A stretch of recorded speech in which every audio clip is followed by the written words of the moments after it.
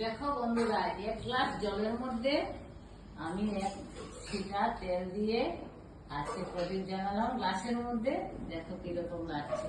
তো তোমাদের যদি ভালো লাগে তাহলে এইভাবে ট্রাই করে দেখতে পারো। আমিও দেখে বানালাম এই ভিডিওটা। তোমাদের কেমন লাগছে বলবে। তো প্রথম 1 গ্লাস জল নেবে বন্ধুরা, তারপর একটা প্লাস্টিক গোল করে কেটে নেবে, তারপর শুধু 1 চামচ তেল এই গ্লাসের উপর জলের মধ্যে দিয়ে দেবে। তারপর ডেকোরেশনের জন্য তোমরা অনেক কিছু করতে পারো, আমি কিছুই করিনি, জাস্ট ফর ট্রাই করেছি। তো সেটাই আমি তোমাদের কাছে তুলে ধরলাম বন্ধুরা।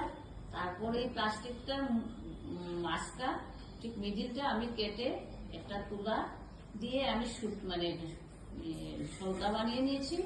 তারপর এটা এই জলের উপরে বসিয়ে দিলাম, 2 মিনিট অপেক্ষা করে তারপর সলতাটা জ্বালিয়ে দিলাম। দেখো কিভাবে আমার প্রদীপটা জ্বলছে।